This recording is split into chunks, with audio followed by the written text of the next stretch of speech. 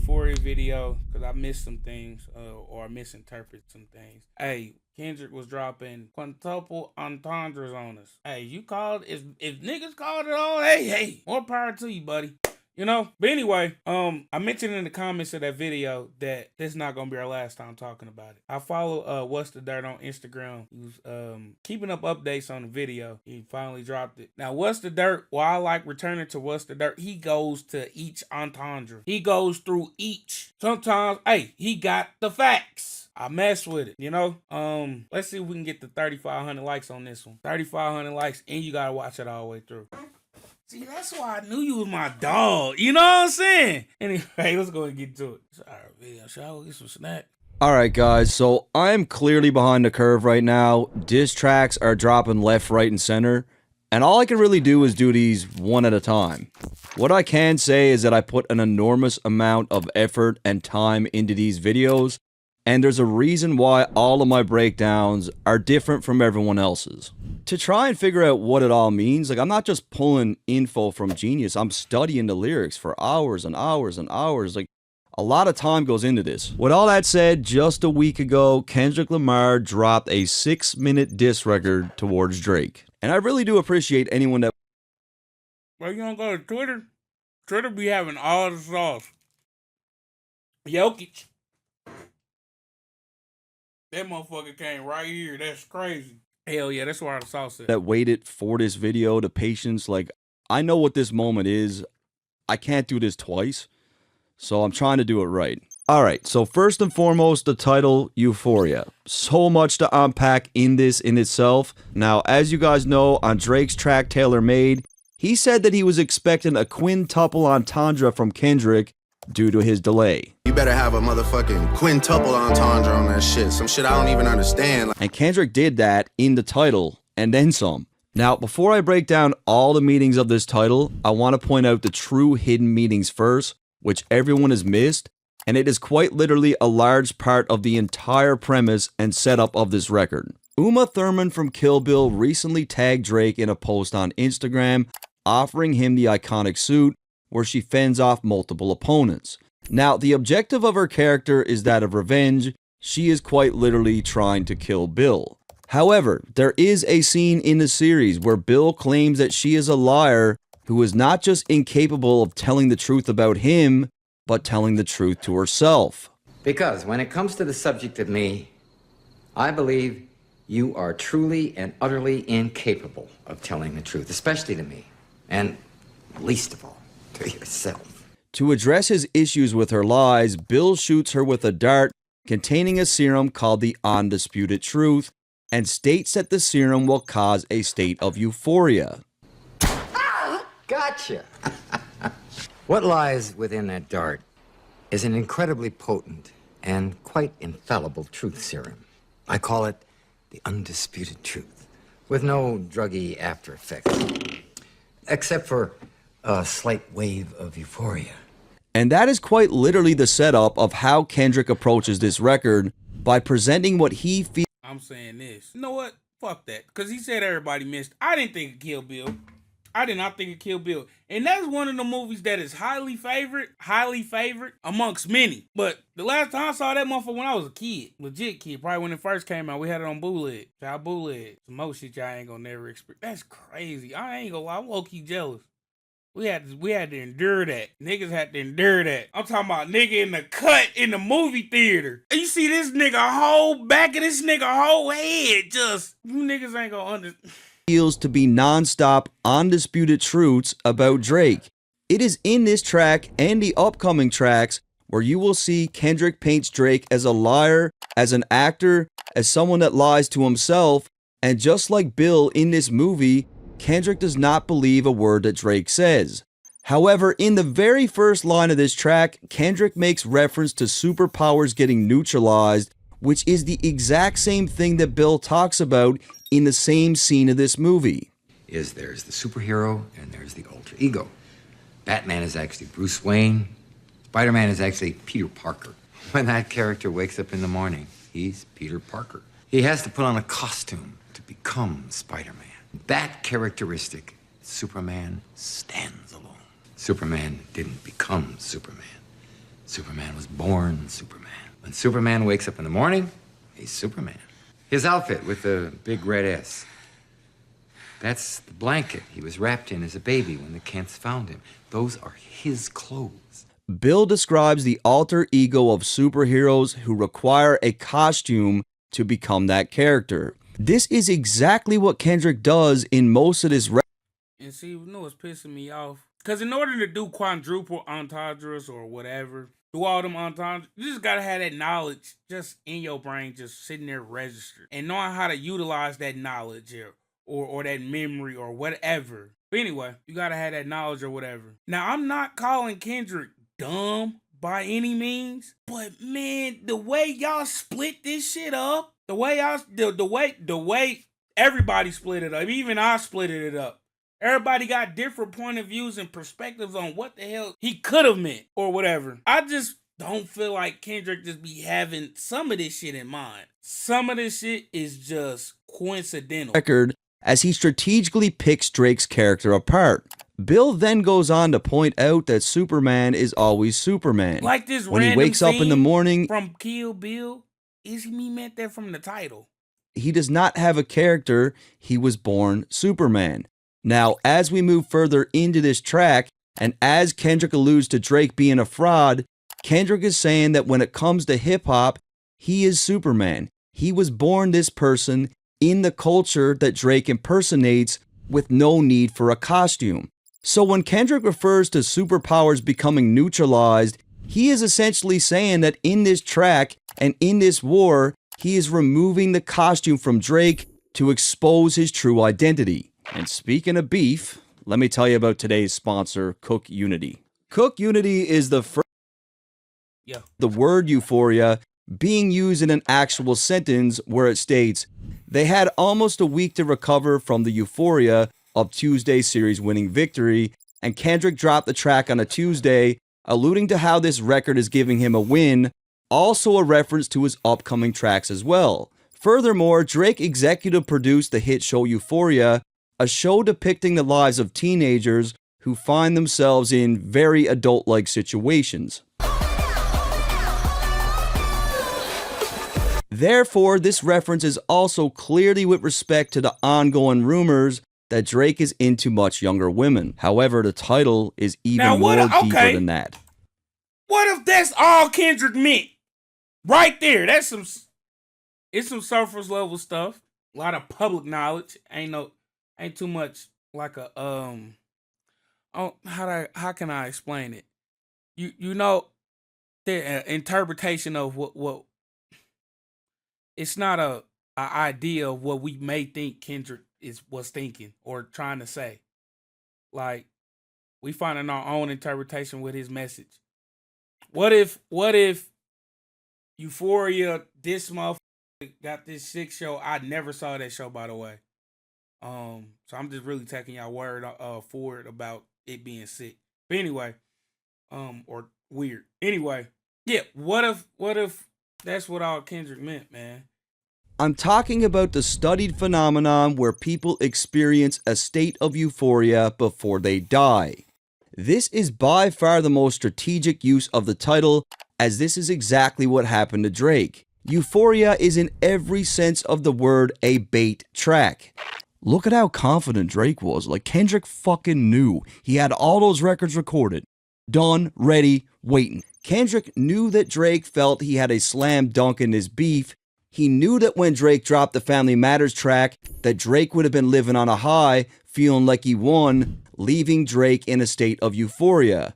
However, just like when people experience euphoria moments before they die, this is exactly what Kendrick did to Drake, strategically releasing a showstopper record just moments after Drake dropped. And look, you don't have to believe me, but I had this as a prediction in this script before any of those records even came out.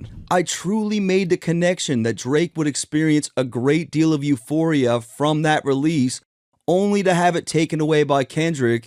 And it sucks that I couldn't get the video out in time, but seeing it all come true really just lets me know that all the time and effort that I put into this shit really does hold some weight. So this was literally all part of his plan. The long wait, the being quiet, like making Drake believe that he had the upper hand. Strategy, chess, fucking phenomenal. With the title out of the way, I've seen some theories bouncing around that are trying to support the claims of Drake being involved with younger women through the I'm just looking at all the layers. Them all use of the date that the record dropped, April 30th, also known as National Children's Day. It's a holiday in Mexico, it's not an American holiday. I don't see the significance. Then we got the theory of Kendrick holding back the record to drop it on the date that the funny mustache man was killed. And given the fact that Drake is of that faith, people seem to think that something is also here. It doesn't make any sense. Like the funny mustache man, when he died, that was like one of the best things to ever happen for that religion. Quite literally the ending of suffering. Like, it just doesn't make sense. Outside of the date, the time that the record dropped was 8:24 p.m., which is an ode to Kobe Bryant, who wore the numbers 8 and 24. Euphoria is glorified and made his. That one does make sense. So we looked at the title, we looked at the date, the time, now let's look at the beat selection. Structurally, the track is broken up into 3 parts with 3 different beats, which is deliberate and very clever, as Kendrick plays off one of his hardest lines from Like That. First person shooter, I hope they came with 3 switches. I crash out. I hope they come with 3 switches, and then he comes with 3 switches. Like, that's tough. The first beat is important for me to mention, as Kendrick samples a track from Teddy Pendergrass called You're My Latest, My Greatest Inspiration. More beautiful than the moon. And I swear, bro, what I say? I said some stupid in the video. Like, you slowed it down just a little bit. Now, I've seen some outrageous rumors being spread that Teddy Pendergrass had previous allegations of messing with kids that are not only completely unsubstantiated, but documented absolutely nowhere. While my primary focus is breaking down this record, in doing this, I feel obligated to point out things that are just blatantly untrue. And look, I know Teddy had his fair share of scandals, but to just be pulling this information out of your ass and throwing it up online, especially when it comes to claims like this, like, you should probably stop doing that. However, interestingly enough, Teddy covered a song by Drake's uncle Larry Graham, who is a Hall of Fame inducted musician. Now, you can best believe that this is not a coincidence and there's a deeper meaning behind the use of this sample. I'm just unclear of what that could be. Outside of that, Teddy Pendergrass did get in a car accident which left him paralyzed in a wheelchair, just like the character that Drake played on Degrassi. And Drake's uncle has an accolade that is better than Well, that was a strong chest like move. than any award or plaque, any of that shit. Like, he's known for inventing the slap technique of the bass. Like, that is crazy, bro. Kendrick starts out the track with a small intro that has an excerpt played in reverse from the 1978 film The Wiz. Euphoria. The film reimagines the 1900 novel and 1939 film The Wizard of Oz in the perspective of African Americans. Kendrick uses this to symbolize that what he's about to craft is for the culture, something he believes Drake simply isn't a part of. He really drives this home, as in the context of this movie, Kendrick is comparing Drake to the Wizard, who is played by Richard Pryor. Pryor's Wizard is initially looked at as someone who is feared and respected. He uses technology and trickery to maintain his illusion of power, but is soon discovered to be a fraud.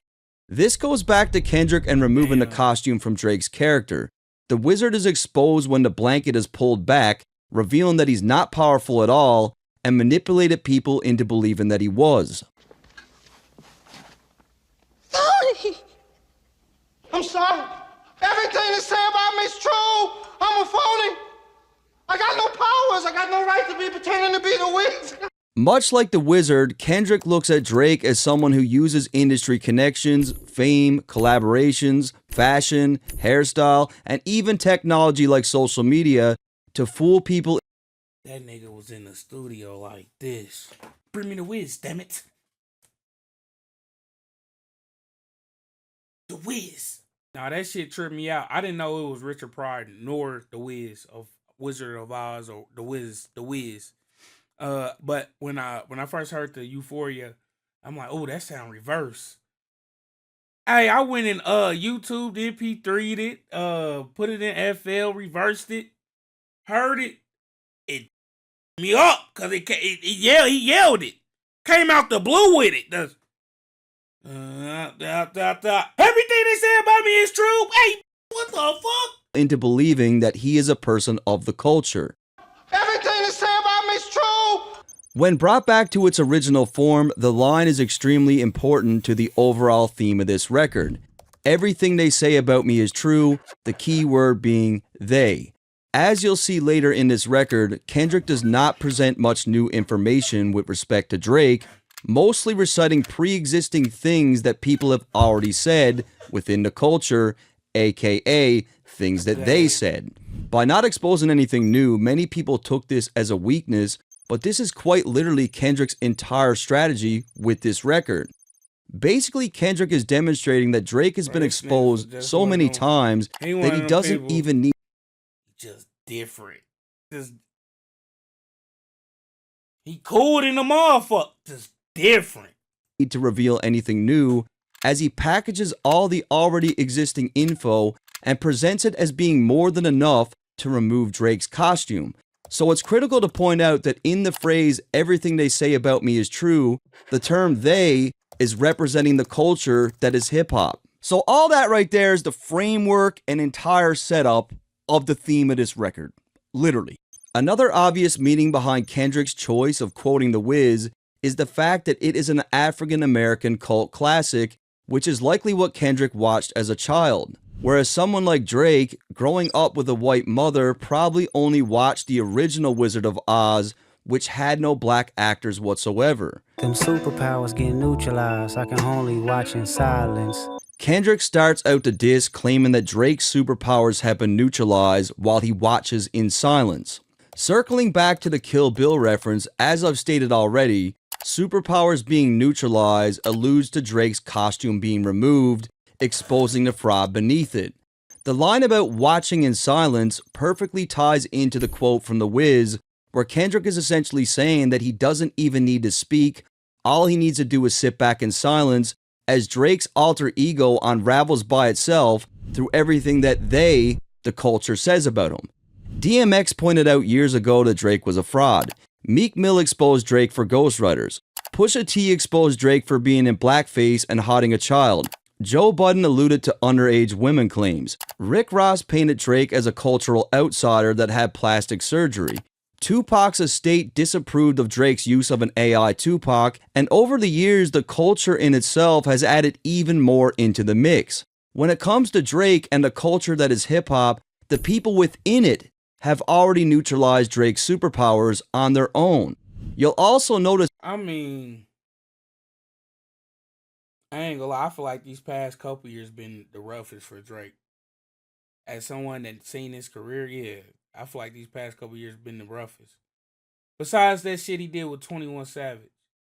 Notice that everything I just mentioned are all things that Kendrick makes reference to on this track. The famous actor we once knew is looking paranoid and now spiraling. So right off rip, in the second line, Kendrick begins to chip away at Drake's hip-hop persona. This line is not just directed at Drake for being an actor on Degrassi, but as an actor within the culture that is hip-hop. You're moving just like a degenerate. Every antic is feeling distasteful. This line acts as a double entendre where one, Kendrick refers to Drake as a degenerate, likely due to his internet antics and the way that he moves in general. He seemingly supports this further by labeling Drake's AI diss as a distasteful cheap gimmick, and secondly, he is watching Drake's career degenerate, meaning to downgrade in terms of quality and how it's being perceived. Why calculate you not as calculated? Why you put the For All the Dogs album? He ain't I can even predict your angles. So first and foremost, Kendrick uses a play on words in a mathematics setting, referencing calculations and angles. Furthermore, he paints Drake as someone who is not as calculated as he might believe, claiming that he can predict his every move, which is exactly what he did. He predicted what Drake was going to do on the Family Matters record. Fabricating stories on the family front, cause you heard Mr. Morale. In the first line, Kendrick alludes to Drake seemingly suggesting on push-ups that Kendrick's wife might have been unfaithful. Kendrick addressed his infidelity on his previous project, and he is insinuating that Drake is pulling these claims out of his ass, based on that info. A pathetic master manipulator, I can smell the tails on you now. Kendrick is basically claiming that Drake is twisting the truth to fit a narrative that the masses will likely run with, and that he can already smell the bullshit coming. You're not a rap artist, you're a scam artist with the hopes of being accepted. Following the theme of the record, Kendrick continues to drive home that Drake is simply not the person who he appears to be, by claiming that Drake is desperate to be accepted and that he fabricated a persona to make that happen. Drake claims he wasn't cool in high school. You know, it was, I just always felt like an outsider. I went... Tommy Hilfiger stood out, but FUBU never had been your collection. Kendrick claims that Drake is far more Tommy Hilfiger, a brand that is far more common in a white man's wardrobe. Furthermore, allegations were made years ago that Tommy Hilfiger was racist, not approving of different ethnicities wearing his brand. For the record, this has been proven not to be true, but it was a narrative back in the day. Kendrick claims that Drake never had any FUBU in his collection, which is a masterful line in itself, truly helping to drive home the approach with this record. FUBU is a black-owned company with the slogan, "For Us, By Us," but more importantly, FUBU is very much a hip-hop company. FUBU, the clothes got mass appeal. They the best that ever did it. I'm just keeping it real. What Kendrick is really trying to drive home here is that just like FUBU, hip-hop is a culture that is for the people, by the people, and that is something that Drake has no ties to, as he is an outsider. Kendrick could also be referring to a fairly recent picture of Drake wearing FUBU, and I couldn't find any other pictures in existence where he's doing that. Now again, to be fair, which I am, Drake posted a drawing that he did from when he was a kid. It was like a cat or something. And it was wearing a FUBU hat, so he obviously knew about the brand from a young age. I make music that electrify 'em. You make music that pacify 'em. Kendrick points out that his music electrifies people. What he means by this is his music requires people to think, as the brain generates electrical activity when it processes thoughts. This diss record in itself is proof of just how layered his music can get. Kendrick creates music about real-world issues in a very poetic way that involves a great deal of comprehension. In the case of Drake, he claims that he makes music that pacifies them.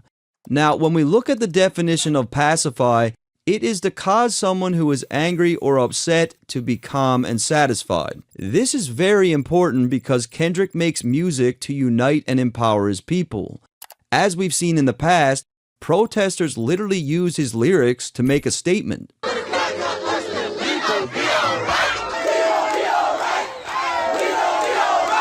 When we look at the subject matter in a lot of Drake,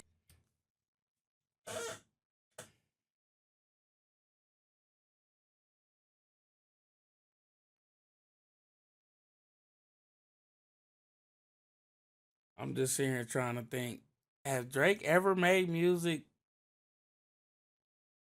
to electrify him? Let's say provoke thought.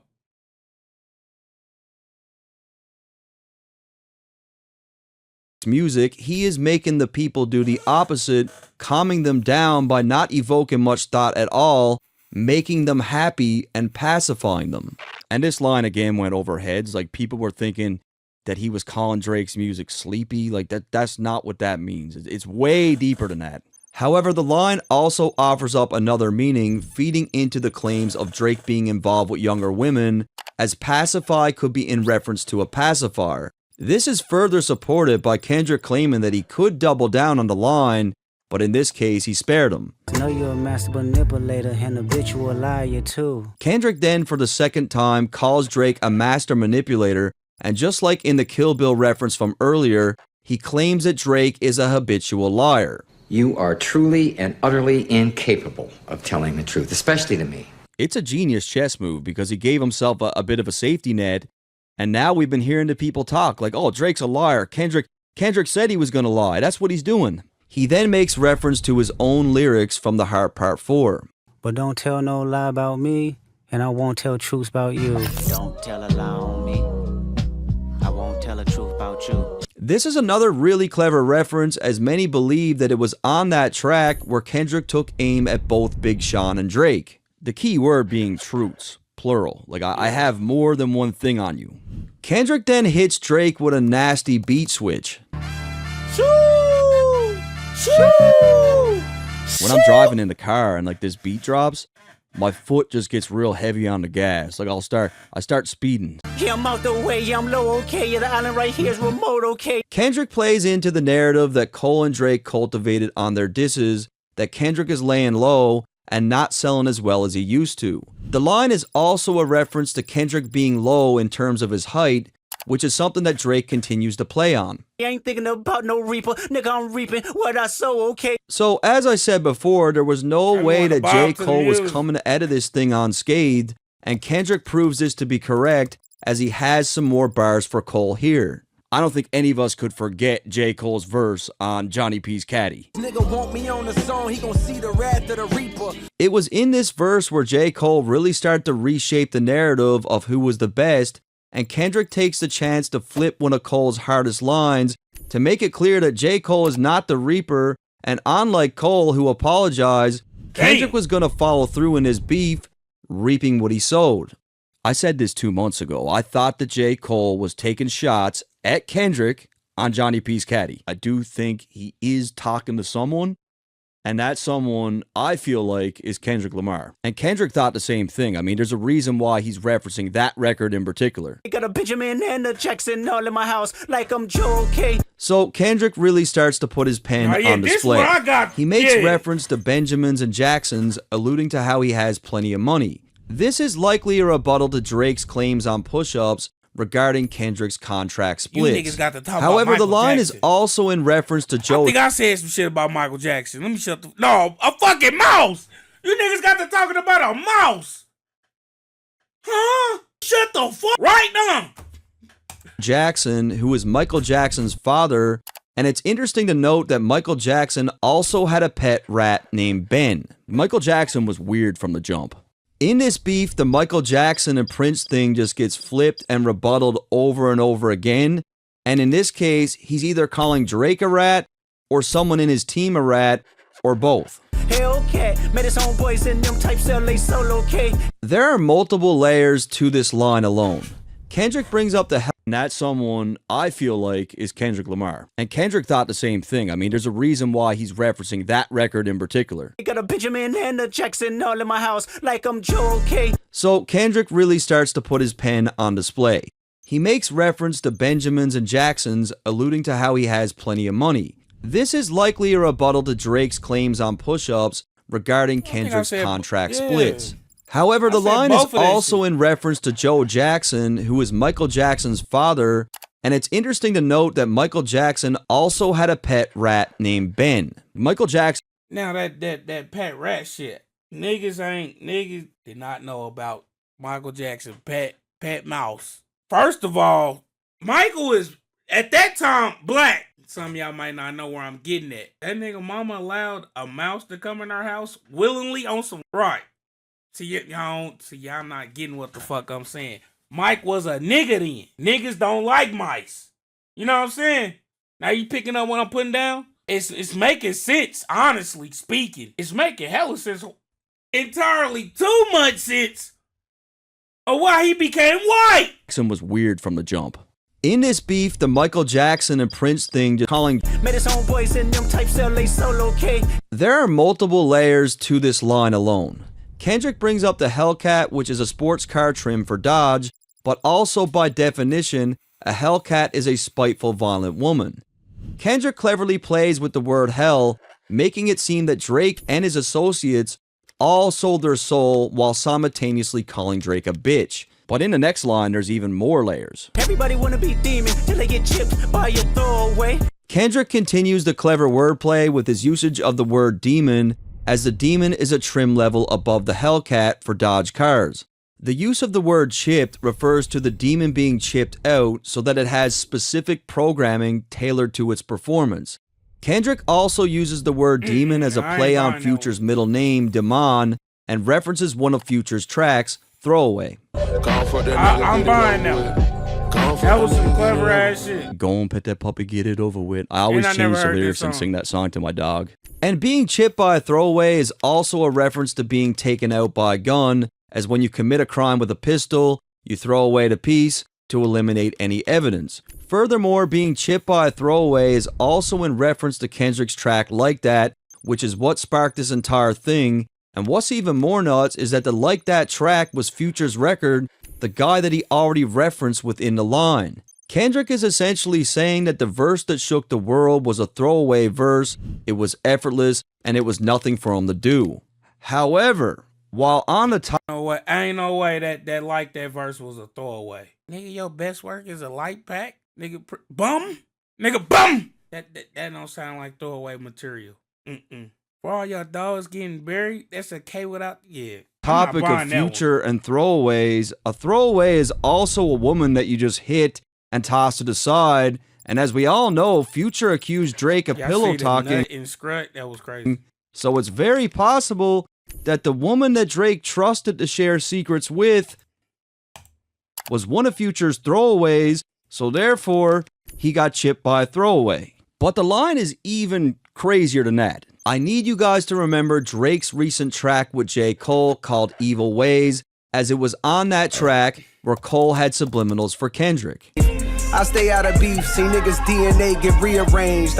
And to make this even more obvious, it's on that exact same track where J. Cole claims that he is going through his demon phase. Young angel going through his demon phase. So when Kendrick says everybody want to be a demon until they get chipped by a throwaway, Jermaine!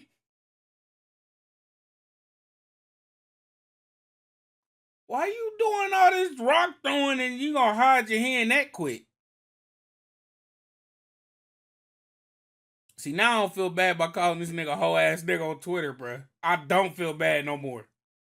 that's a bullet for both Drake and J. Cole. In the case of Drake, he ended off his push-ups track by claiming not to wake the demon up. This ain't even everything I know, don't wake the demon up. In the case of J. Cole, he claimed to be in his demon phase, but quite literally got chipped by a throwaway when he got entirely bent at his shape and apologized for his diss that Kendrick didn't even open his mouth for, and then proceeded to delete it. J. Cole's diss was a throwaway. He fucking deleted it. Everyone clowned him for it. You got chipped by a throwaway. Everybody wanna be demon till they get chipped by a throwaway. This is extremely high level writing. Like, that line is fucking nuts. And I might do a show a day. Once a lame, always a lame. In the first line, Kendrick claims that he might do a show a day, possibly referencing J. Cole's diss when he said this. And he's still doing shows, but fell off like The Simpsons. The Simpsons has 765 episodes, and still to this day, TV channels are playing their episodes daily. Kendrick is claiming that, like The Simpsons, he could also do a show every single day, and likely even sell it out. So I'm hoping you guys can see the theme now in verse 1, where these last chunk of lines weren't just directed at Drake, but J. Cole as well. Oh, you thought the money, the power of fame will make you go away? The next sequence of lines is directed at Drake, claiming that Drake has always been a loser, and even after all the money, power, and fame, he's still the same person.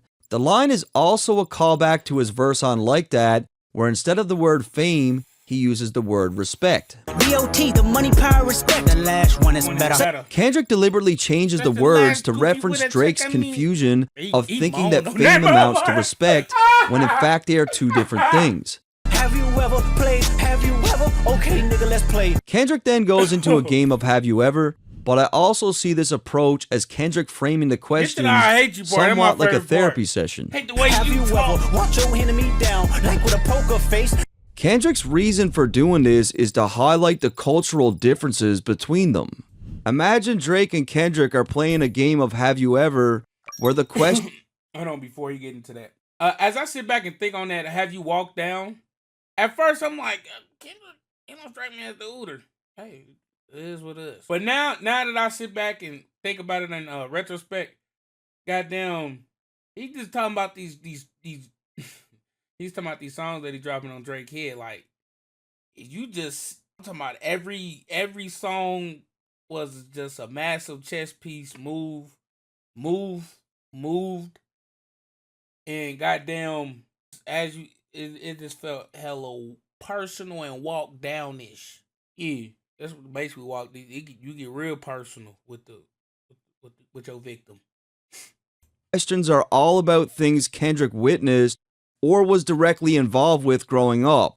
Drake probably wouldn't have much to say because he can't relate to Kendrick's experiences. Have you ever paid 500 there like to an open case. In the second line, he alludes to Drake having to pay $500,000 to a woman that accused him of sexual assault. And I know the article says $350K, but when you transfer that into our shitty Canadian dollar, it's pretty close. I hate when I rap or talk about guns, then somebody died, they turn into none. Again, there are a lot of cultural references layered within this track, and Kendrick's approach to lines like this one is to point out the stark differences between himself and Drake. Kendrick has spoken on gun violence in his music before, and does it in a way that is very tactful, pushing to influence change. When we look at an artist like Drake, while he does have some lines that speak on gun violence in a way that could be helpful, he has far more gun-related bars that do the opposite. Then when we look at some of the alleged crimes that are connected to Drake and his inner circle, which could be a whole other video in itself, Kendrick is essentially painting Drake as someone that really doesn't care to make any strides towards change, and that when he does speak up, it's more of a PR move. Then I hop online like pray for my city, he faking for life. I can agree with that. I just look at it as the casual fan perspective of it. A lot of Drake good deeds get publicized. Why I ain't never hear about him having to pay $500,000 to because he sexually assaulted somebody or accused of it? You know, a lot of this man good deeds get publicized, but the BS just or just swept under the rug. And a whole 17-year-old on stage, I watched that video. Now I'm gonna give him this. Once he found out her age, he nipped that shit in the bud.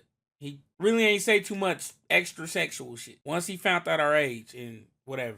Digital hugs Passed down by elders. People don't even know about the logistics of the beef or. Everybody got a stick, we don't run fast. And look, guys, like there is a theory out there that's claiming these lines are directed at Jay Prince and the death of Takeoff, and that's pretty heavy shit. You guys already know I don't do that type of content on the channel. I just kind of keep it to the music. His daddy a killer, he wanna be junior, they must have forgot the shit that they done. Alright, so this line is fucking insane, and everyone missed some key references. First off, this is a shot towards Drake's actual father, Dennis. Unlike his brother Larry Jr., who had a very successful music career, Drake's dad's career was far more lackluster. So when Kendrick says that he wanted to be like Jr., it's obvious that Dennis wanted a career that was as successful as his older brother, but that just didn't happen. To add the cherry on top, Drake's grandfather, who went by Larry Sr., was also a musician, so Larry Jr. quite literally took the reins and not Dennis. Then when we look at the fact that Drake's dad has literally tried to ignite his own career by piggybacking off Drake's success, it makes even more sense. Even on his official website, the promotions are not even tagged as Dennis Graham, but as Drake's dad. You got kinda shook me, I was strange, but something turned cold. Send me off, checking on me like GPS, trying to see where I be. Going through my phone, reading my text, got me thinking what she gonna do next. I can't sleep. Mind you, he got a midget outside his house stalking him. What the? The next reference was also missed by pretty much everyone, and given the fact that I watched The Sopranos in full at least 10 times, I caught this one right away. Now you're gonna listen to me, Christopher. This is a fucking business. Sorry, that's just my favorite show. In The Sopranos, just like his father before him, Tony wanted to be the boss and overtake his Uncle Junior's place. The line about forgetting shit that they say is a reference to Uncle Junior, who constantly begins to forget everything and eventually develops dementia, which is something that Kendrick mentions in the very next line. Drop a comment for me, come on. Thirdly, Kendrick refers to Birdman as Drake's dad, as he was signed under him for Cash Money, and Birdman does have a slew of allegations with respect to being a killer. There's quite a few of Cash Money artists who have just mysteriously been murdered. So in the Birdman scenario, the reference to Junior is with respect to Lil Wayne, who once literally called Birdman his dad, and of course Drake took a lot of influence from Wayne, more or less aspiring to be just like him. But there's even more to it than that, that's not it. The last reference is to Texas hip-hop legend Jay Prince, someone that Drake considers his mob ties, and in this context, Junior refers to his son, Jay Prince Jr. The line is fucking nuts. Like, it's 16 words that give you 4 deep meanings that are all very relevant. Yeah. It's a crazy line. The very first time I shot me a Drake, the homie had told me to aim it this way. This line is one of the more surface level bars. Kendrick is referring to shooting a Draco, which is a gun, but also sounds like Drake's name, like he's shooting Drake. I didn't point down enough. Today I show you I learned from those mistakes. Lastly, he claims that he needs to aim the gun down, which is in reference to Drake being beneath him. Somebody had told me that you got a ring. On God, I'm ready to double. Huh? I just remember what the hell I said about that bar. I think I said some stupid shit. Let's keep it going. Drake purchased Tupac's custom diamond ring at an auction for over $1 million. Now, Kendrick, being from the West Coast and a huge fan of Pac, claims he's willing to buy it back from Drake for double the price, just so it's not in his possession. I'd rather do that than let a Canadian nigga make Pac turn in his grave. And it's very possible that Drake bought that ring just to be petty. Very possible. It is a pretty clever line because by saying that Pac would turn in his grave over the ring, Kendrick is also insinuating that Pac would have been pissed and would have never approved of Drake's AI gimmick. Cut the business, you got shit twisted. What is it, the braids? Braids! So again, more cultural references here as Kendrick continues to chip away at Drake, pegging him as an outsider in the culture. Kendrick asked Drake if he has shit twisted, alluding to Drake's new hairstyle, which is indeed braided. He confirms this even more with the next line when he says, "What is it, the braids?" Something that I've grown to accept over the years is the fact that I'm never going to have braids, you know? Now you and can get them. Tough pill to swallow. No. What you got to do is, they got this little, they got chemicals and shit. Gonna be nice and slick down. Oh, my mama, yeah, you gonna get right, gang. But listen though, some of the motherfuckers be heavy-handed. Don't go to the heavy-handed motherfucker though. That's the motherfucker you gonna stay away from, cause they heavy-handed and shit. Shit be tight as hell and shit. Make you have headaches and all that other shit. But I feel like Drake's braids are just too tight. But he's not just talking about Drake's hairstyle, but his own.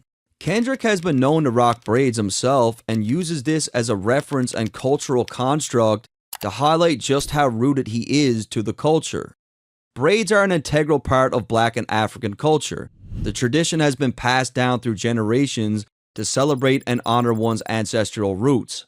And most of you guys know this stuff already, but trust me, there are people watching this that don't know. Like, they don't know that at one point, people were losing their jobs left, right, and center for just natural black hair. So, and it still happens today. I've seen lawsuits in recent years of it still happening, unfortunately. It was in the 1960s where braids and natural hair became a huge thing during the Black Power movement. It was quite literally used as a statement. SMD, quit talking to me. For real. Which motherfucker would tell me to cut my hair? Are you drunk?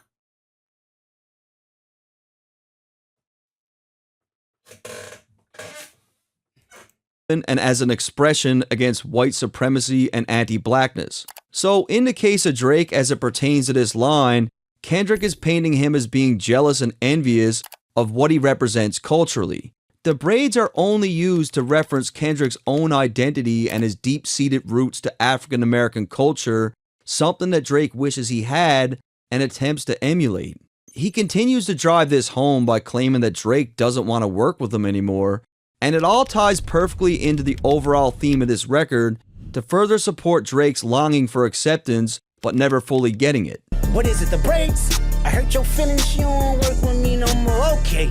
Everyone that I've seen cover this, like, this went over their heads. They were claiming that this line was about Drake's braids only, but it's a far deeper cultural reference than that. Like, he's referring to himself in the context of African American culture and what that represents. And again, he's removing the mask from Drake. Like, the braids for Drake is part of the costume. Lastly, the line is most definitely in reference to Kendrick's Control verse, where Drake claimed that he didn't want to work with Kendrick after the diss dropped. Does it make you like not want to collab with him? Yeah, I'm good right now, you know what I'm saying? Like, I'm just about this album and me, and, you know, I don't know necessarily if I feel like 100% like... He sound like a scorned bitch right now. I'm not like... I'm just working on me. I'm just in my healing phase. I'm trying to heal. Man, send me some, let's work. Like, nah, not really. You know what I'm saying? Like, There's 3 girls left, and I see 2 of them kissing and hugging on stage. Again, J. Cole catches some bullets along with Drake. Oh, shit. Kendrick makes reference to the Big 3 first-person shooter and Drake and J. Cole's tour that they did, where they literally hugged on stage. And he's also talking about how they act when they bring each other on stage, like as a guest, where J. Cole will be like, Drizzy Drake is in the building, way better than me. This guy's way better than me. And then Drake will be like, I got the GOAT in the building, J. Cole, his pen, I can't fuck with, way better than me. And like Kendrick's just like, what the fuck? Like, I'm not on that type of time. I don't know what these guys are doing. I love him to death, and in 8 bars I'll explain that phrase. I really like this line. He claims to love Drake and J. Cole to death, but then proceeds to tell them I'm so shitty I missed this. Yeah. that he's going to elaborate more on that in the next 8 bars. Nobody can tell me. I don't want to talk on no celly. Personally, with this one, I believe he is talking directly to J. Cole, who felt extremely bad about his diss and very likely tried to make contact with Kendrick to try to smooth things over. I mean, Kendrick is in war mode. Like, he's not trying to hear all that right now. He's in a different space, but I think they will end up coming together in the near future. And we're finally going to get some music from these guys together. You know I got language barriers. It's no accent you can sell me. At this point, we have literally heard multiple accents from Drake. There's the UK Drake. Just like that one time at Cello, good thing, man, we're pulling out phones. The You Ain't Jamaican, Use Jafakin Drake. And more tune for your head top, so watch how you speak on my name, you know? Thing set, the thing dead, and trust me, headshot them bomb.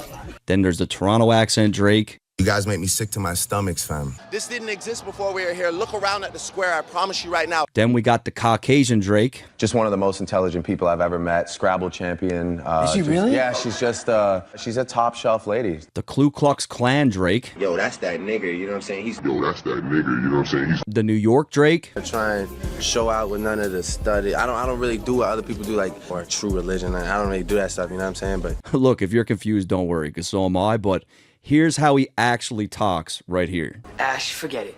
Look, can we just break up and get this over with?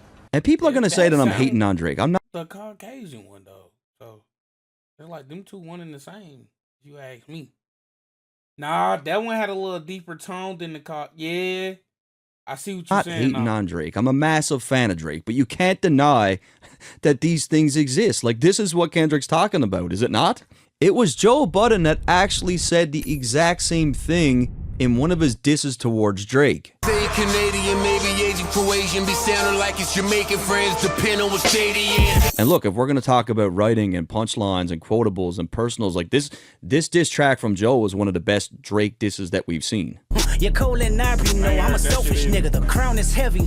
So again, notice he calls him Aubrey. That is the theme. That's who he's talking to on the record, not Drake. Coming off the Like That track, Kendrick made it clear that he doesn't care about the big 3 and that he's down to ride solo with The Crown. Now, The Crown, to be specific, has been something that all 3 of these guys have referenced in their music at one point or another. In the case of J. Cole, Aiming at a couple heads, bitch, I'm crown hunting. at the top playing keep away with the crown. and no different for Drake. Take my crown to the grave, I'm an underground king. They never told me when you get the crown, it's gonna take some getting used to. And it was in this line where Kendrick even quoted himself talking about The Crown. However, this moment in this era will act as the deciding factor on whose head the crown belongs on, and Kendrick seems to understand the mission as there's no friends when it comes to his end goal. He really drives this home with the YNW Melly reference, where Melly was accused of murdering his own friend. I pray they my real friends, if not, I'm YNW Melly. What's also interesting to Man, I'm so mad at myself that I blanked out on that. Just I didn't do the exact same thing. I didn't jump up out my goddamn chair. but it hit me like how that A minor bar hit me. Ooh. When it finally, the dots connected right here, I was, ooh, right? I was driving. I was fucked up about it. Didn't pull over, but I was fucked up like, he was a different animal. To note is that YNW Melly took to Instagram a month ago to make claims that he felt Kendrick took shots at him on the Like That record. Crash out like fuck rap, this Melly Mel if I had to. I don't see the connection. Like, to me, this line is clearly about Melly Mel, but he does mention his name on this record. I don't like you popping shit at Pharrell. For him, I inherit the beef. Yeah, fuck all that pushing P. Let me see you push a T.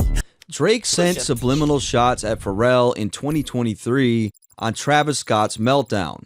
Now, I'm not going to break down his shots towards Pharrell in this video because that will be off topic, but I do believe the true reason for the tension is because of Pharrell's production work on Pusha T's last album. So Pusha's last album had 12 tracks on it, and 8 of them were produced by Pharrell, and it's one of my favorite albums of the last 4 or 5 years. Amazing album. Kendrick claims that he's got no issue inheriting the beef on Pharrell's behalf, telling Drake to stop pushing P, meaning leave Pharrell alone.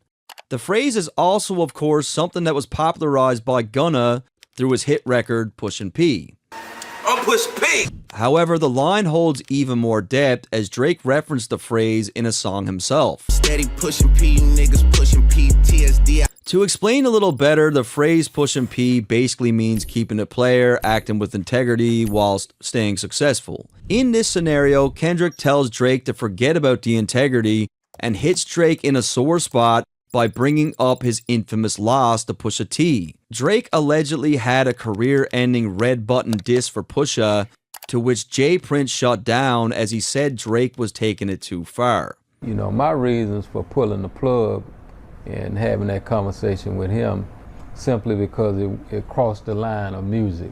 So in the case of his beef with Pusha, Drake more or less took the high road, maintaining integrity, which is technically pushing P. However, I also feel the words, let me see you push a T, has a couple meanings. One, he's clowning Drake regarding his loss to Pusha and egging him on to clear up unfinished business.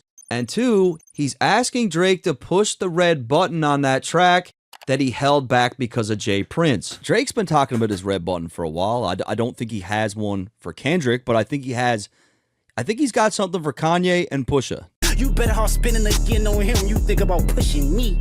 He's Terrence Thornton, I'm Terrence Crawford. Yeah, I'm whooping feet. Again, Kendrick brings up Drake's unfinished business with Pusha T, alluding to the L that he took. He then uses Pusha's real name, Terrence Thornton, and while he does clearly acknowledge that Pusha is dope, he claims that he's a far more deadly competitor, calling himself Terrence Crawford, who is an undefeated boxer. I found it pretty funny because in that clip of him training, Drake's music is playing in the background. We ain't gotta get personal, this a friendly fade, you should keep it that way. I know some shit about niggas that make gonna wanna look like a saint. Kendrick begins to warn Drake and recommend that he should keep this battle light, but then he uses Gunna's reputation as a snitch to imply that Drake is an even bigger rat. This ain't been about critics, not about gimmicks, not about who the greatest. It's always been about love and hate. Now let me say I'm the biggest hater. Kendrick claims that at this point, this thing is not even about who's the greatest. It's about his hatred for Drake, which is exactly what I said 5 months ago, before any of this was even close to what we're seeing now. I've said it multiple times on this channel, like he just does not like Drake. Kendrick then goes into an all-out hate Drake rant. I hate the way that you walk, the way that you talk, I hate the way that you dress. So again, as I mentioned before, the theme of this record for Kendrick is to bring up things that other people in the culture have said, and in this case, he's referencing DMX's thoughts about Drake. Why don't you like Drake? I don't like anything about Drake. Mom, I don't like his fucking voice. I don't like what he talks about. I be trying to tell these people. I don't like the way he walks, like nothing. I don't like his haircut. I hate the way that you sneak this. If I catch flight, it's gonna be direct. At first, this line confused me because Kendrick is known to sneak diss himself, but the more I thought about it, He says he hates the way that Drake sneak disses. When it comes to Kendrick and sending shots, his subliminals are usually caught by everyone right away, as he makes it pretty obvious who he's talking to. However, in the case of Drake, he goes about it in an entirely different way, where he sneak disses people to the point where only his intended target picks up on it. Kendrick likely despises this approach because it limits being able to respond to where the people would even understand where it originated from. We hate the bitches you fuck cause they confuse themselves with real women. Kendrick then takes a shot at Drake for the women that he sleeps with. This could be in reference to him being involved with younger females, or the fact that Drake likely sleeps with the fakest, dumbest, self-absorbed women imaginable. And then notice I said we, it's not just me, I'm what the culture feeling. Very ruthless and direct line from Kendrick, just like the line from The Wiz, everything they say about me is true, and just like the Kill Bill theory, Kendrick is dishing out what he feels to be undisputed truths. I call it the undisputed truth. Now, when he says, I'm what the culture feeling, it has two meanings where one, the culture agrees with what he's saying on this record, and two, the culture is literally feeling Kendrick as they have embraced him as the face to carry the genre. How many more fairy tale stories about your life till we had enough? How many more black features till you finally feel that you're black enough? Kendrick starts to lay it on heavy and begins to deconstruct Drake's character. He references fairy tales about his life, which is most definitely regarding the subject matter of Drake's music over the years, where he tends to personify a tough guy act. He then questions Drake on how many black features does he need, which has a great deal of depth culturally. If we look at black art throughout history, the white man has been guilty of profiting, stealing, and claiming things as their own. Not only is Kendrick claiming that Drake hops from wave to wave to gain notoriety, he's strategically lumping him in with what is commonly done by... Then now I'm sitting here just thinking about a little bit more features, rapping. Man, what the hell? Outsiders and executives who use people in the culture for their own benefit. On one of Joe Budden's disses to Drake, he broke this down really well. You leverage your celeb taking waves over, that's territorial takeover. So right away, this is exactly what Kendrick's talking about. Maybe you think nobody notices. Gucci wasn't home 2 seconds before you wrote his dick. Gucci gets out of jail, Drake does a feature right away. Body Versace flows, copy that he stole. Adios mio, sorry amigos, adios amigos. He hops on the Versace beat, copies that Migos flow, and then he doesn't work with the Migos till years later. Was that your plot all along? Why you ain't do that vid with Fetty, but you hopped in a song? No. So he did the song with Fetty, didn't do the video, and then he just ghosted him. Sound like a zombie on a track. Who started from the bottom, it was zombie on the track. Know who else started from the bottom, zombie on the track. How come after that joint I don't see zombie on the track? So Mike Zombie is a producer.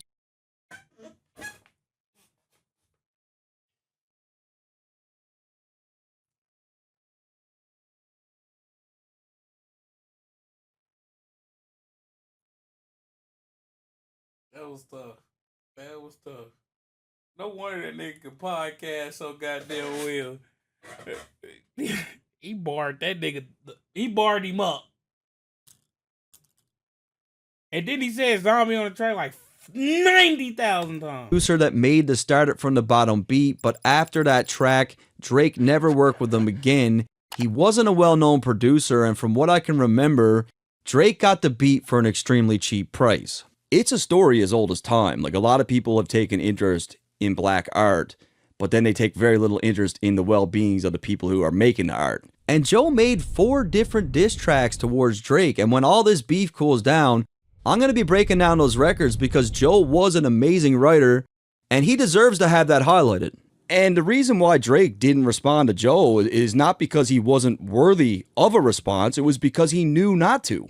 He knew it was a bad idea. You gon' make a nigga bring back Puff. Let me see if Chubbs really crashed something. Yeah, my first one like my last one. It's a classic, you don't have one. Kendrick brings it back to when P. Diddy allegedly punched Drake in the face and claims he's about to do the same. He then mentions Drake's longtime friend and bodyguard Chubbs, who was likely with Drake the night that Diddy punched him, and because it was Diddy, he probably didn't do shit about it. Kendrick then gets into the debate about classic albums, claiming that his first album and his last album were both classics. It's in this line where he cleverly snipes both Cole and Drake at the same time, as they both criticize Kendrick's catalog as of late. Your first shit was classic, your last shit was tragic. Your last one brick, you really not on shit. Kendrick claims that both Drake and J. Cole have no classic albums, and because this is entirely subjective, I do agree that Good Kid, Mad City and Mr. Morale are both classics. A lot of people didn't like Mr. Morale, but I think it will prove to age as a body of work that will be appreciated with more time. And that's just my... And no, not to cut him off, but no bullshit. My Apple Music been playing a lot of that old Kendrick shit. I was listening to Money Trees, I want to say 2 days ago. But anyway, I don't know. It felt like I just relived the moment when I first heard it. You know? Yeah. But back to Kendrick older shit. They been playing some of that Mr. Morales and Big Stepper shit. To Pepper Butter. They've been playing all kinds of shit. And I'm like, all right, buddy. Not doing too much. This ain't even my mix for real, you know? But they've been just willingly playing that shit. You know how that shit be on shuffle. My opinion. I mean, like, all these albums are going to connect with people differently. Let your core audience stomach that. Didn't tell them where you get your abs from. Kendrick uses a play on words to reference Drake allegedly getting work done to sculpt his abs. Kendrick uses this wordplay to symbolize that Drake's core audience is not that of actual hip-hop fans, and of course, just like his stomach, he's a fake person with fake music. Man. And I know people are saying, like, what's the big deal? He got work done. I agree. I don't think it's a big deal, but in the context of hip-hop, it's just not something we've ever seen done before or be exposed. Like, it's not a hip-hop type of thing to do. 12, it's a fast one. Last one. Coming off the last line, Kendrick references a plastic surgery machine called the V12, and of course it's obviously a reference to an engine found in sports cars. Headshot for the year, you better walk around like Daft Punk.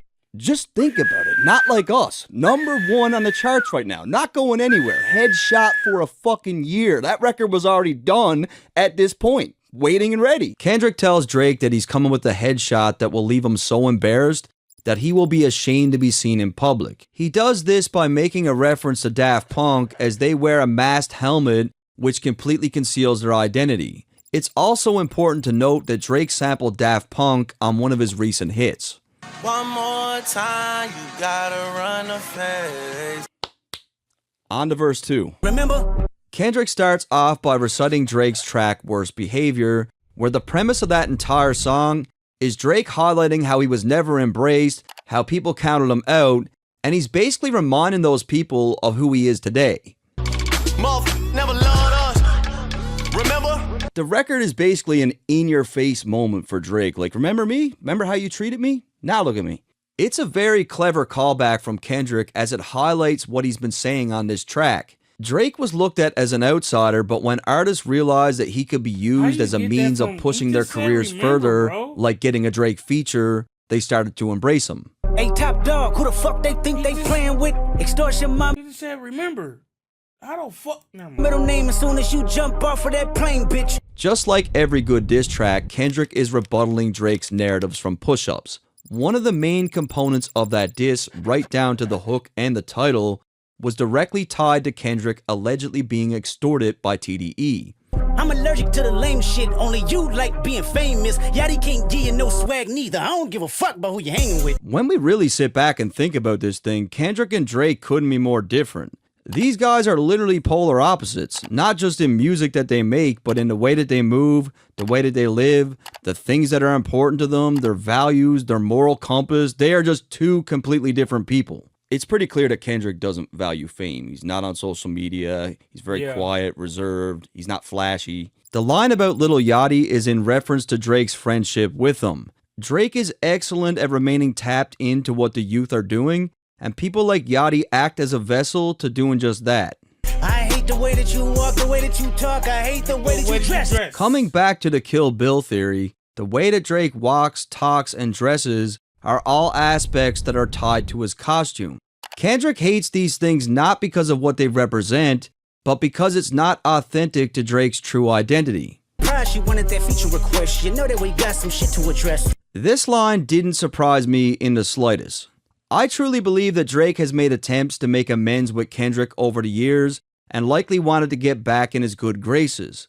While we know Drake is competitive, I believe he wanted to make Kendrick an asset rather than an enemy. However, because of the differences in these two people, Kendrick probably realized pretty quickly that Drake wasn't someone that he cared to get along with. Drake and Kendrick have been exchanging subliminals for the better part of a decade, and while Drake maybe viewed this as friendly sparring, Kendrick has proven to be someone that values the crown in a different way. Fuck the big three, it's just big me. I even hate when you say the word nigga, but that's just me, I guess. Some shit just cringeworthy. Ain't even gotta be deep, I guess. So another line with an extreme amount of depth culturally. You need to think about how and where Kendrick grew up. Kendrick is from Compton, Section 8 projects to be specific. His family has direct ties to gang culture. He was 5 years old when his city was tipped upside down during the Rodney King riots. When you think about the use of the N-word and the Section 8 projects, Kendrick. What is that? Yeah.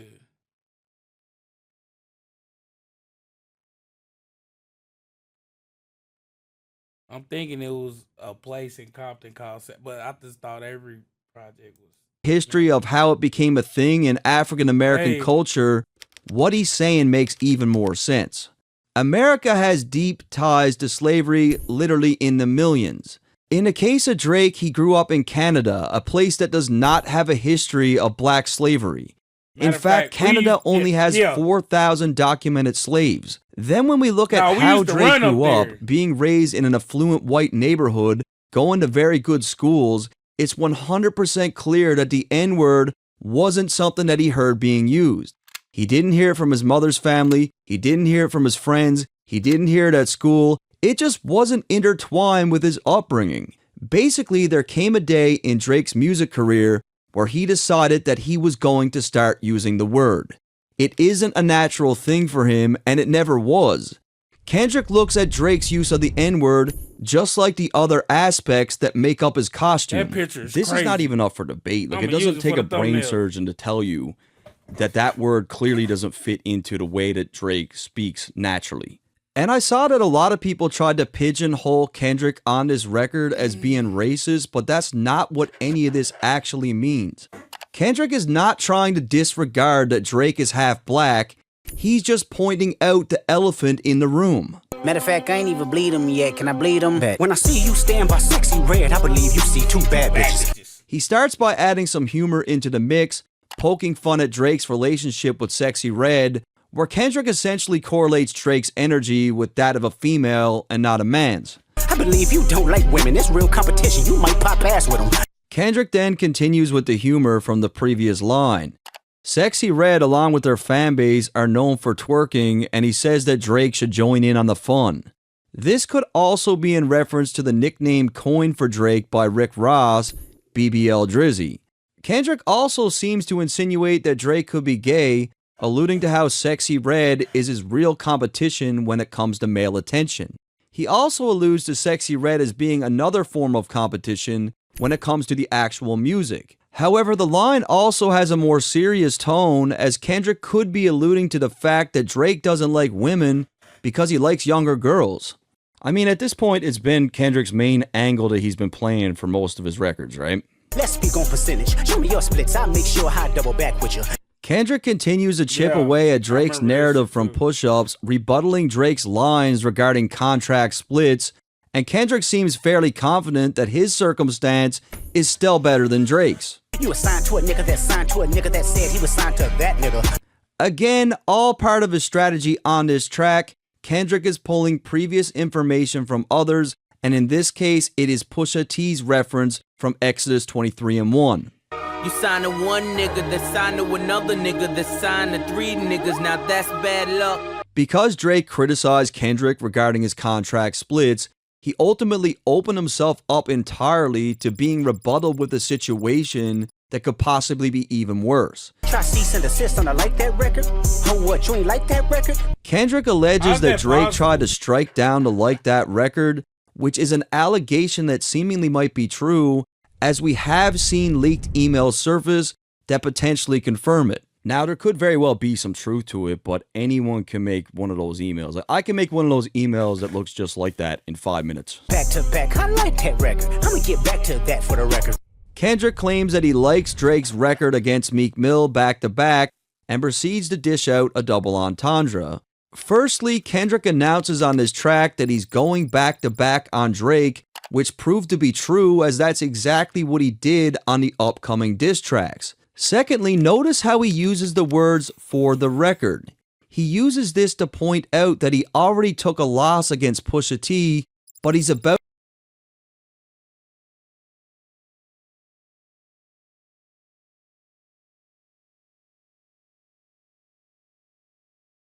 My mind blown. That's it. to add another L to his record, receiving back-to-back losses. Why would I call around trying to get dirt on niggas? Y'all thinking my life is rap? That's whole shit. I got a son to raise, but I can see you don't know nothing about that. Kendrick alleges that Drake and OVO have been offering money for information to use against Kendrick in a diss track. Previously, Pusha T publicly stated that OVO was offering $100,000 in search of information for Drake to use in their beef. He then points out that he has kids to raise, and unlike Drake, that's his priority. However, this line has an even deeper meaning, as Drake's father was absent for a large chunk of his upbringing. Since my dad used to tell me he would come into the house to get me, he ain't show. So when Kendrick says you don't know nothing about that, he's saying that Drake could not know much about fatherhood because he never experienced it himself. And this has been something that's been brought up in Drake's music a lot. So he's hitting him in a sore spot with this. Waking them up, know nothing about that. Then tell them to pray, know nothing about that. Waking him up in the morning, telling him to pray, like things that Drake might not have had from his dad. Teaching them morals, integrity, discipline. Listen, man, you don't know nothing about that. So again, this is one of the hardest angles on the diss, where he's saying that Drake's dad wasn't around to teach him morals, integrity, and discipline. Basically, he's saying if you lacked all those things growing up, then how are you going to teach this to a child? You don't know nothing about that. And it's a brilliant angle because he's setting it up like this is the reason why Drake is the way he is today. You got no morals. You got no integrity. Nobody taught you. Speaking the truth and consider what God's considering. You don't know nothing about that. And what Kendrick also means is that all these qualities that Drake lacks, that he can't teach his own kids, those are things that he's instilling into his own children that are important to him. Ain't 20v1, it's 1v20 if I gotta smack niggas that right with you. Kendrick cleverly flips one of Drake's hardest lines from Push-Ups, where Drake alluded to the volume of people that were teaming up to conspire against him. What the fuck is this, a 20v1, nigga? Kendrick perfectly flips this narrative by claiming that it's really him who's outnumbered, as Drake has a team of writers helping him to pen the verses. It ain't 20v1, it's 1v20. I gotta smack dudes that write for you. That's fucking hard.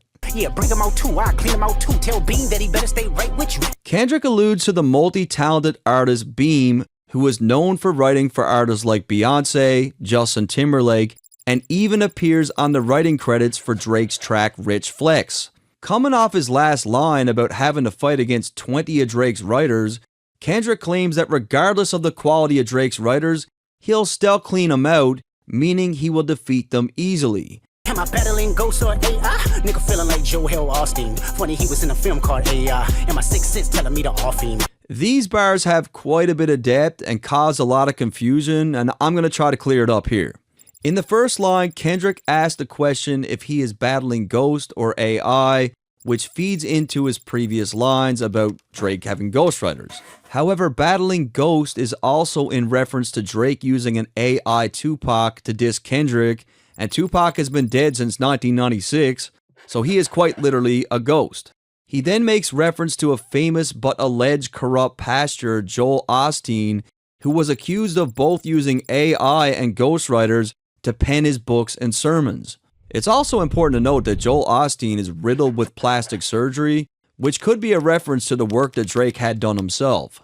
However, it gets even deeper when you find out that Osteen's church was once caught in a child abuse scandal. One of Osteen's volunteers was accused of doing this, And due to the narrative that Kendrick is levied against, And then it says special needs. Y'all, you would have missed it. You would have missed it. You would have missed it. Right. Whoever that is sick. Drake's camp, this could also be another reference to just that. He then claims that Joel Osteen was in a movie called AI, which is actually incorrect as it was a child star, Haley Joel Osment. It's unclear if this was intentional or a mistake, but I believe that Kendrick just simply used the name Joel to connect the two people. We then find out that the two Joels are even more connected as Haley Joel Osment starred in the movies AI and The Sixth Sense. The line contains even more depth when we look at the fact that Haley Joel Osment's character could see and connect with Ghost in the movie The Sixth Sense. This ties perfectly into Drake's AI Tupac gimmick, because without being able to talk to Ghost, how could he really know if Tupac approved of what he was doing? That line is also crazy. Yeah, OB-ho niggas is dick riders. Tell them run to America to imitate heritage. They can't imitate this violence. So, following with the theme of Drake being an outsider, in this line, he's not just aiming at Drake, but at Toronto as a whole. Run to America, they imitate heritage, is Kendrick basically saying that the people of Toronto attempt to imitate LA gang culture. As you'll see in the upcoming lines, Kendrick is mocking Toronto gangs for being imitators of LA gangs and saying that they aren't a threat. And Drake showed a lot of disrespect to the West Coast with the AI shit, and now Kendrick's flipping that, dishing it back to him, hitting his city. Don't speak on the family, Crody. It can get deep in the family, Crody. Kendrick doesn't appreciate Drake speaking on his family, as he did just that on the Push-Ups track, where he made suggestions regarding Kendrick's wife, Whitney. He then uses the term Crody, which is another major cultural reference. Crody is a name flip on the term Brody, which is a slang term derived from African culture. Brody is simply short for the term bro or brother, which are terms of African vernacular dating back to the early 20th century. However, in the last 4 or 5 years, the term Crody has began to surface in Toronto gang culture and eventually became more widespread amongst the people of Toronto itself. Even Drake started saying it. Cody, turn me up. So Kendrick is really trying to drive two things home here.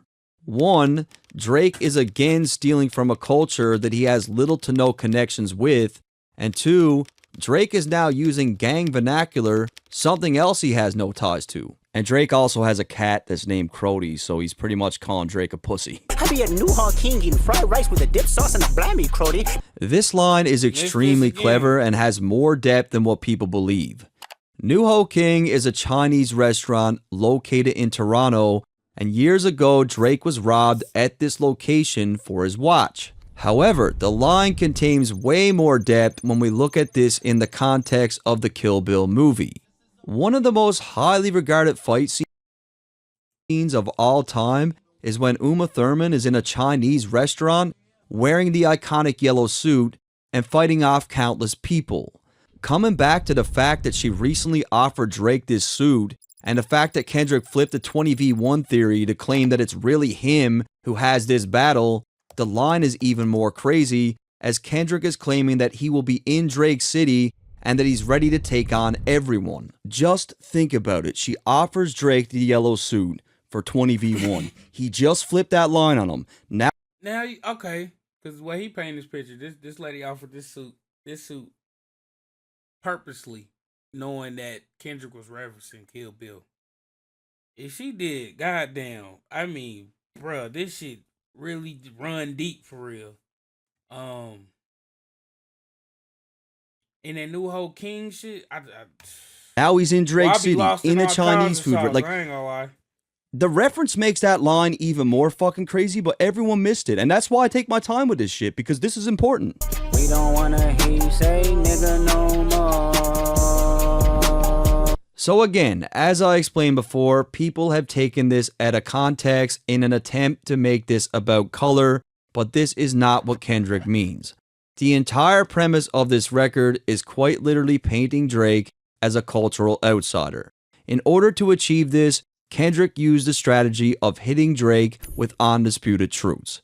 Kendrick's goal in this record was to showcase the elements that Drake incorporated into the costume that is his hip-hop persona. We saw references from people within the culture like Pusha T, Joe Budden, DMX, Rick Ross, and Meek Mill. Kendrick did this not because he didn't have any new information, but to drive home that the culture has already removed the mask from Drake on its own. This explains Kendrick's strategic use of the quote from The Wiz, "Everything they say about me is true." And let me remind you guys, I am not treating this thing like a fucking race. Like, I'm looking at the bigger picture of what all this means, knowing that in 10, 20 years, people are going to want to watch videos like this one, and I want that to be my video. Like, I'm a white dude I'm a guest in this culture. You know, like, if I can attach my name to this in any way, that is more than any money I'll ever make or any plaque or anything. What's the Dirt is so dope, bro. He kills it, right? His Kendrick. That boy, What's the Dirt, he don't miss. This is more for educational purposes. For I could just know the things. I gotta see how the summer pan out. I don't think we done with this.